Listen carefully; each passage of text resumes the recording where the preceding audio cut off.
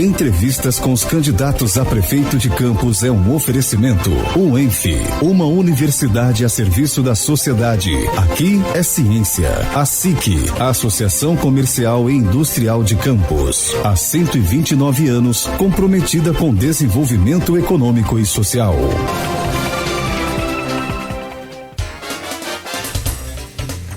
8h10 em Campos, de volta com o Folha no Ar, primeira edição, programa especial com entrevistas com os candidatos à Prefeitura de Campos. Hoje, nesta primeira rodada, recebendo o terceiro convidado, que é o Jonathan Paes, do PMB, o Partido da Mulher Brasileira. Voltamos com você, Aloísio, e também com o Arnaldo Neto. E nesse segundo bloco, terceiro bloco será separado para projetos e para os planos aí de governo, ok?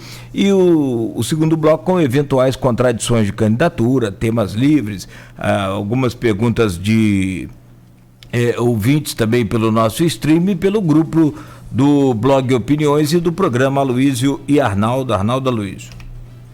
Esse blog, como você falou, são algumas contradições, e quando a gente fala, né, a gente está falando sobre a candidatura do PMB, Partido da Mulher Brasileira, e a chapa é 100% masculina, John. Então eu queria que a gente falasse sobre isso.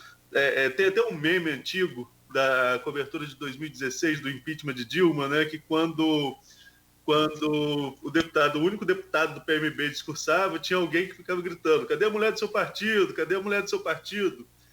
E aqui na nossa conjuntura nós temos candidato a prefeito homem, candidato a vice homem, tem 13 candidatos a vereador homem, 7 mulheres. Não falta representatividade da mulher no Partido da Mulher Brasileira? Deixa eu explicar a vocês com toda a clareza, como eu sempre falo, estou aqui para falar a verdade. Hoje os partidos é um grande problema para nós candidatos.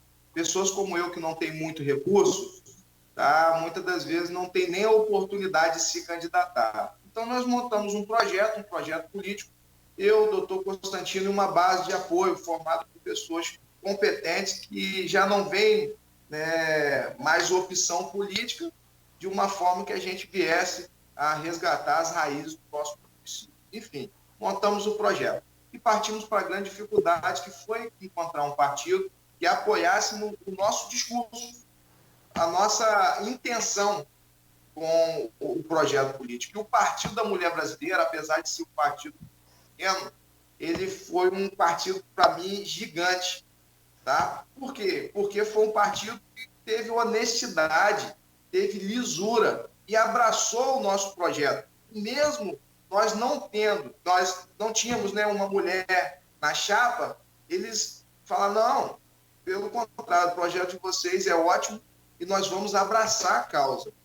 Por que eu e o doutor Constantino já partimos já com a chapa montada? Se você observar, até minutos atrás, vocês estavam, né, falando sobre um outro candidato que até agora não tinha certeza, né, que a vice dele seria vice dele ou não. Nós evitamos qualquer tipo de negociação.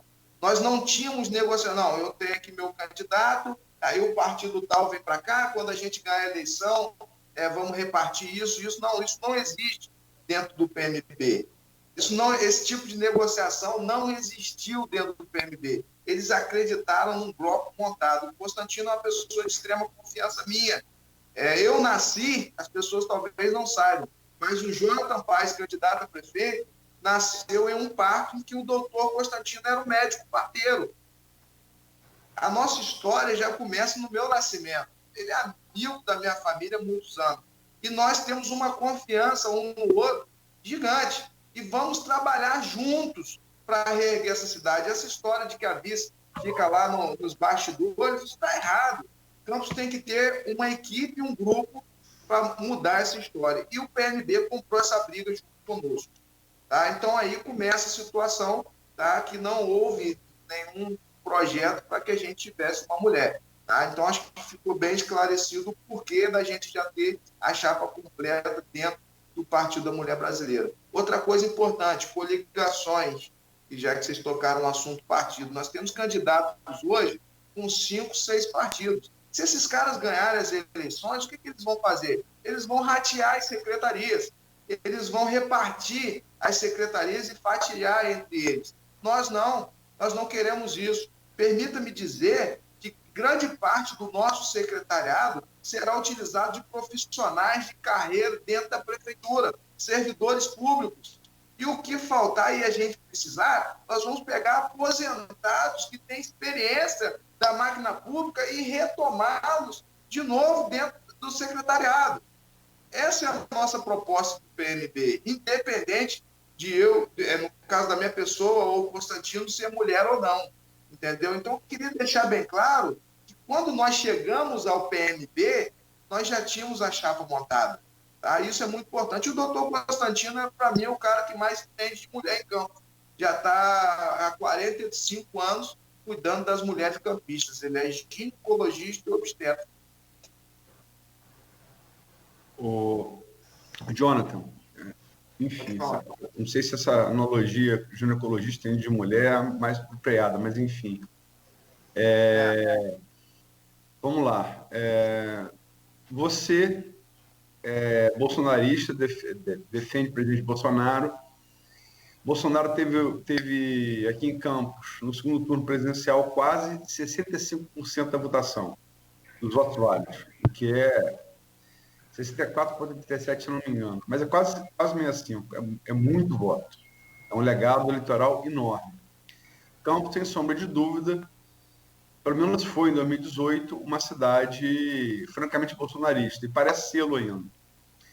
É um legado que é disputado pela sua candidatura, pela candidatura do Tadeu Tô Contigo, que é do Republicanos, né?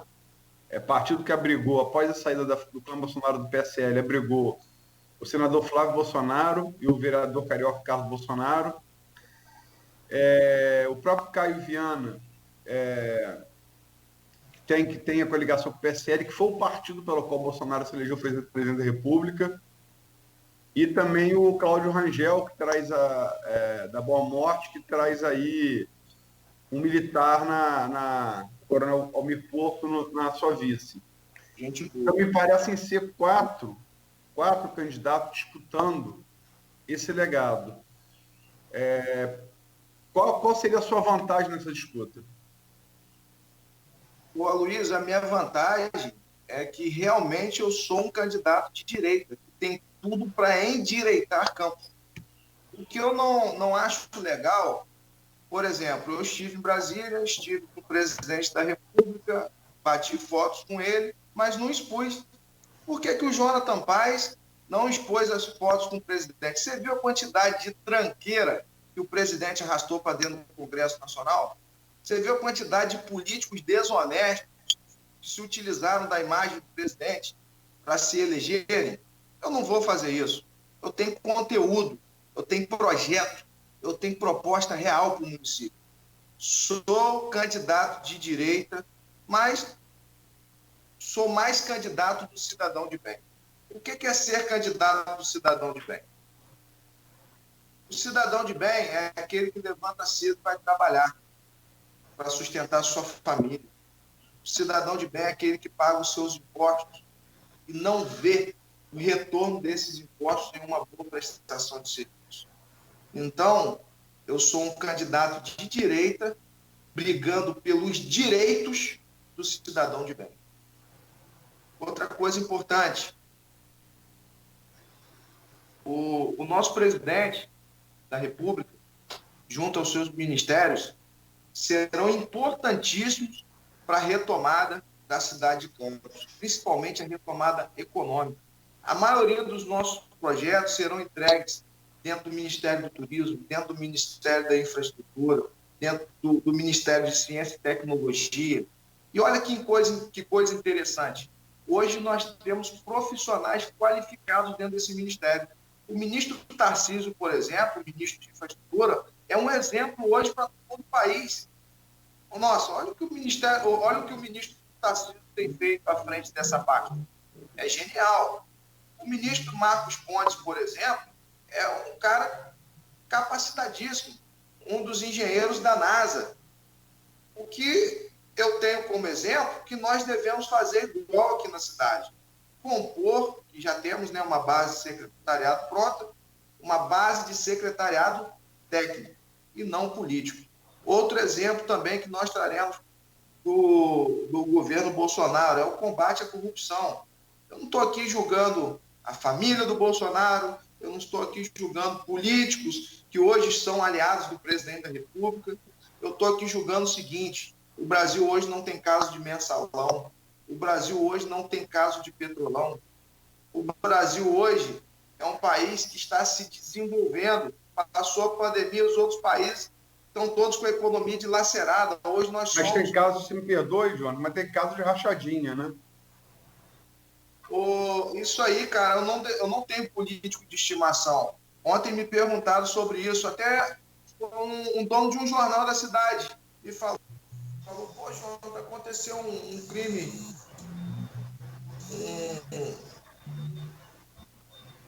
desculpa, alguém me ligou aqui e interrompeu. Então, aconteceu um crime representativo dessa forma, de tal forma, eu virei para ele e falei bem claro, todos os corruptos têm que ser presos, todos. Para mim, o político que está locupletando dinheiro público, ele tem que ser preso, ele tem que ser afastado da vida pública, ele nunca mais terá que ser candidato. Essa é a minha postura, independente da ideologia, se é de centro, de direita ou esquerda. O nosso país, o nosso estado, o estado do Rio de Janeiro é conhecido lá fora como o estado da corrupção. A cidade de Campos dos Goytacazes é a cidade dos corruptos. Isso é inadmissível. A gente não pode mais viver essa velha política de maus políticos.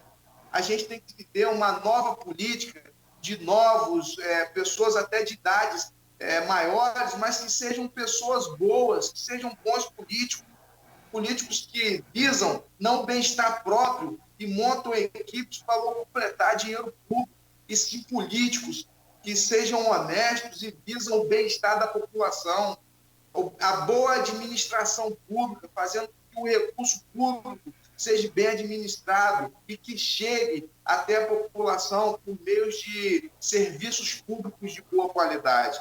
É isso que eu penso, independente de ideologia partidária. Desculpa, perdão, Arnaldo. Sim. Mas você fala que Campos é uma cidade de corruptos, é uma acusação muito grave. Você falou isso, você está se referindo a quem? Eu estou me referindo àqueles que estão inelegíveis, àqueles que mal administraram os dinheiros públicos. Só para te dar um exemplo, a cidade de Campos era conhecida como a cidade das Hilux. E é inadmissível, volto a dizer, que nós venhamos ter os últimos 4 prefeitos inelegíveis. Inelegíveis. Eles não estão inelegíveis à toa. A gente precisa mudar essa história, Luiz. Você está falando de Rosinha, está falando de Mocaiber? Estou falando dos últimos prefeitos. Foram 4 últimos prefeitos. 4 últimos prefeitos foram Rosinha, Naim administrou durante tempo no governo Rosinha, afastamento, está falando de Mocaiber, de Arnaldo? Do telhado de vidro, da Polícia Federal em Campos. Estou falando do doutor Arnaldo também, que está inelegível, apesar de, na minha opinião, ser uma ótima pessoa, um cidadão admirado por muitos, um ótimo médico, que a gente precisa também aprender a diferenciar a política ou político da profissão que ele exerceu um dia. Estou falando de tudo isso que mancha a imagem da nossa cidade. Jonathan, você citou aí a questão do bolsonarismo, né? E a reboque do bolsonarismo, o Rio de Janeiro elegeu o governador Witzel, um candidato novo, um candidato não político, e que até a última eleição teve aí uma ascensão, essa questão do não político. Agora, com o desgaste do Witzel, por exemplo, no governo do Estado, nessa eleição de 2020, como convencer que o novo também, como você se apresenta como um candidato sem vínculos com grupos políticos, sem vínculos com parentes políticos, como convencer que esse novo pode dar certo se não deu no governo do Estado? Arnaldo, eu sou o único candidato que não tem acordo com ninguém, inclusive com partidos, e declaro aqui E se nós estivermos no segundo turno, caminharemos sozinhos. Tá? E se não estivermos, também nos isolaremos, porque eu não acredito em nenhum deles que aqui estão. O juiz, o Wilson Witzel, na minha concepção como cidadão que votou nele, tá? É um derrame da política do nosso país. É um cidadão incompetente, desqualificado, tá? E que, infelizmente, traiu os eleitores que depositaram fé nele para combater essa corrupção. Infelizmente, foi uma das piores vergonhas que nós temos hoje a nível nacional. Nós vimos aí na pandemia o que aconteceu, tá? Ainda nos recordamos muito bem, há poucos meses atrás, o desmontado do hospital de campanha, 51 milhões de reais, ninguém sabe para onde foi. Tá? Nós temos que nos recordar do que vinha sendo feito aí com os recursos da Covid-19, tá? A compra de insumos, de materiais, a compra de aparelhos, tá? Superfaturados, 3 a 4 vezes mais os valores reais. Isso é inadmissível dentro da política. A nossa política hoje não pode mais ter esse tipo de prática envolvida, principalmente no nosso estado e na nossa cidade. Aloysio. Jonathan, fala, Cláudio. Você me permite uma pergunta ao candidato? Do leitor? Não, é nossa mesmo, aqui, avaliando já o que ele colocou aí, sobre essa questão de conhecimento na agricultura. Ele demonstra e falou sobre o seu vasto conhecimento e sua paixão pela agricultura e fala que os outros candidatos não sabem plantar nem um pé de aipim. E no que diz respeito... o pé de cana, perdão. É porque ficou falando do aipim, que também... De aipim também, também. Bom... Pé de cana eu conheço 2 ou 3, mas vamos lá. Bom... seguindo essa linha de raciocínio, qual é a sua experiência, então, em saúde, em educação, em cultura, em transporte, em administração pública? Você quer saber primeiro, porque você falou em cinco temas distintos aí. No geral, saúde? Sim, pode ser. A sua passagem, a sua experiência, seu conhecimento com relação a essa questão, ou está voltado só para a agricultura? Não, lógico que não. O primeiro acerto que eu destaco nosso aqui, mesmo no período em campanha, foi o doutor Constantino Ferreira. A gente sabe, tá, da saúde pública, na verdade eu sinto na pele, tá, Luiz? Eu sou um candidato que utiliza a saúde pública do município. Jonathan, desculpa, eu perguntei sobre o seu conhecimento, a sua experiência, sobre os seus projetos, nós vamos falar no próximo bloco, né? Não, é sobre a minha experiência mesmo que eu estou falando. Tá? O doutor Constantino está há 42 anos como servidor público, tá? Dentro da saúde, e ele sabe a dificuldade que é para cuidar do paciente.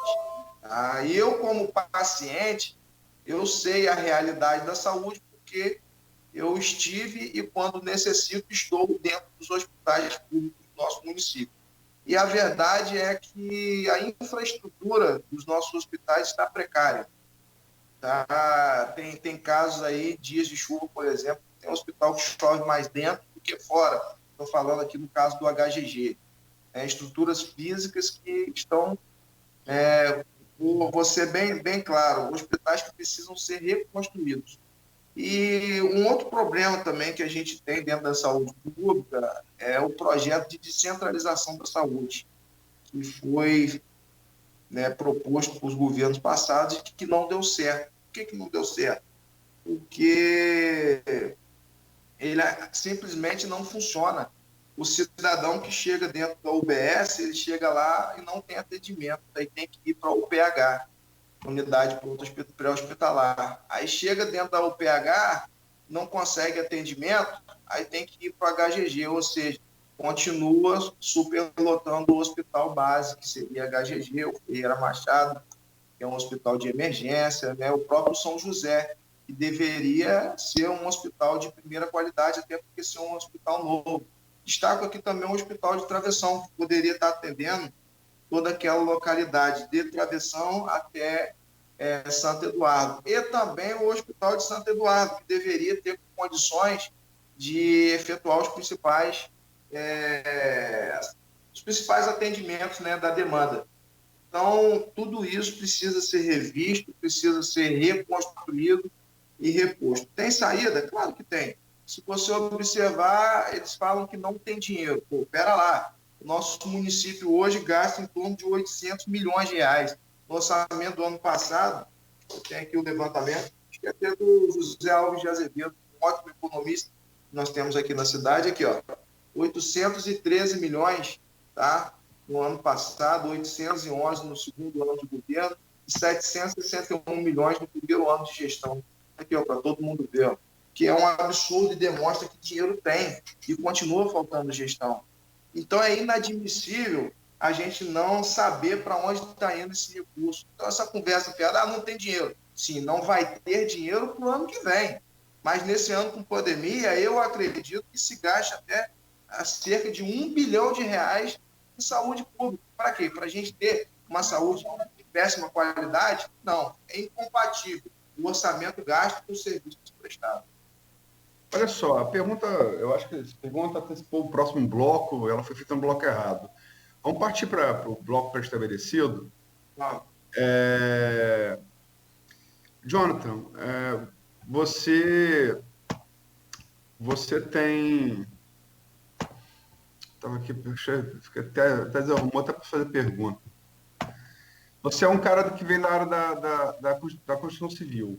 E as relações entre poder público municipal e as empreiteiras em Campos geraram muitos problemas com a justiça, quer dizer, que foram os casos das operações Caixa d'Água e Secretos Domos, que geraram as prisões dos ex-governadores Garotinho e Rosinha. Essas relações no governo federal geraram até a prisão do ex-presidente Lula. Como isso não se daria no seu governo? Como fazer para que isso não acontecesse no seu governo? Aloysio, como eu te falei, a gente tem uma das nossas principais motivações é combater a corrupção no nosso município. Eu costumo fazer uma analogia para quem está nos ouvindo entender, é como se fosse uma caixa d'água, tá? Uma torneira lá na ponta. Aí vamos supor que a torneira seja Secretaria de Obras, que eu assumo. Só que essa torneira, ela vai até o final toda furada. E esses furos são o quê? É o dinheiro público indo por ralo da corrupção. E nesse determinado momento que você citou, a gente viu muito clareza hoje, né? Dinheiro público, né, sendo utilizado em empreiteiras, né, e sendo utilizadas empreiteiras para lavar dinheiro público. Isso precisa ser banido, essa prática precisa ser banida da nossa cidade. Como dizia, eu esqueci até o nome do técnico agora, que não se faz omelete sem ovos. Tá? E se você for fazer uma omelete e tiver ovos podres, tá? A omelete vai apodrecer todinha. Um tomate podre dentro de uma cesta, ela apodrece toda a cesta de tomates. O que eu quero dizer com isso? Que eu tive um grande cuidado na hora de montar a nossa base de secretariado. Tá? E eu pretendo continuar tendo secretários técnicos, honestos e competentes. Tá? Eu tenho certeza que se nós tivermos pessoas honestas e comprometidas com o projeto, nós conseguiremos sim combater a corrupção dentro da Secretaria de Obras. Outra coisa importante, volto a dizer um exemplo que eu vi em Colatina quando eu estive lá, tá? Para conhecer o Serginho Meneghelli, prefeito de Colatina. Todos dizem aí que hoje é o melhor prefeito do Brasil. Ele construiu uma obra de um colégio que estava orçada por R$900 mil, mais de R$900 mil, por pouco mais de 300. Como ele fez isso? Mas não, ele apenas convidou, tá, através da carta convite, ele convidou as empreiteiras da cidade, empreiteiros como eu, de pequeno e médio porte, para construir a obra. Esses empreiteiros fizeram a obra em tempo hábil de 3 meses. A obra não prorrogou de um ano para o outro para ter aditivo, para ter mais recursos, não, nada disso. A obra foi feita, dinheiro empenhado, tá? Foi lá, construiu a obra dentro desses processos e deu certo. E a gente vai fazer igual aqui. É simples, a obra entrou na obra, terminou a fundação, recebeu, terminou a laje, recebeu, entrou nas paredes, recebeu o dinheiro empenhado certinho, o cara trabalha, conclui e recebe. É assim que funciona. Terminou o acabamento, recebeu a obra está paga, a obra está concluída, tá? E o povo está feliz. Seria bom se você colocasse, candidato, seu telefone no modo avião. Durante o intervalo aí acerta isso. O pessoal geralmente acorda 8 horas, né? Aí começa a ligação. Eu acordo um cadinho mais cedo. Não estou conseguindo colocar em modo avião. Daqui a pouco. Tá, mas vamos lá, vamos seguir. Pode perguntar se vocês quiserem. Estamos abertos. São 8h36, Aloysio. Você acha que a gente segue para o próximo bloco? Vai até 8h40. Você tem 4 minutos. Então eu vou trazer a pergunta do grupo, a pergunta da Silvana Venâncio, que deixou lá no grupo do blog Opiniões e do programa Folha no Ar. Jota, ela pergunta: o que te fez querer se candidatar à Prefeitura de Campos em meio à imensa crise financeira e diversos problemas que, infelizmente, a cada dia se agravam na região? Exatamente, solucionar esses grandes problemas que a gente tem hoje.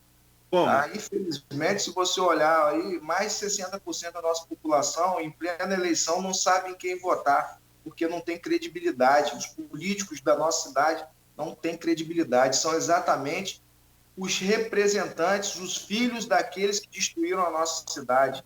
São representantes do legado daqueles que mal governaram o nosso município. Então, eu decidi descruzar os braços. O Martin Luther King, ele dizia que para que o mal prevaleça, basta que os cidadãos de bem fiquem de braço cruzado. O Platão, ele dizia que o castigo daqueles que não se envolvem na política, dos bons, é ser governado pelos maus. Então, nós decidimos descruzar os braços e construir uma nova história para essa cidade, porque não acreditamos nos nomes apresentados previamente. Então, agora é com a gente. Agora é a nossa vez. A solução é o nosso povo, é a nossa gente, porque só a gente sabe a dificuldade que é hoje ser campista. Só a gente sabe a dificuldade que encontra o cidadão hoje que emprega e o cidadão que é empregado. Todos nós passamos pelos mesmos males. Eles não. São filhinhos de papai, tá? Que enriqueceram, sabe Deus como, tá? Através de mágica, talvez. É até importante disso, eu tiver a oportunidade de irei perguntar a alguns deles como isso já sucedeu, tá? E o que a gente pode dizer é que a gente não tem tempo mais para perder. A gente tem que reconstruir e reerguer essa cidade, e para isso é preciso, tá, de pessoas como eu, de cidadãos de bem. Como nós temos o exemplo lá do Meneghelli. Não queremos mais essa política medíocre na nossa cidade. Vamos que vamos, e a luta apenas começou. Para frente, esquecer o passado, quebrar o retrovisor, e vamos seguir em frente e transformar essa cidade numa nova história. Você citou o Meneghelli em algumas ocasiões, e lá no primeiro bloco você falou em apoiar o pregão eletrônico integral. Sim, e agora você tem carta convite. Não é, mas integral não é... Carta convite não cabe no integral, né? O que acontece? Se você olhar... Tem um minuto, candidato. Não dá para a gente fazer carta convite de compra de insumos e materiais. Entendeu? Agora, prestação de serviço, cabe carta convite e é muito bom. Bom, funciona muito bem, tá? Funciona muito bem.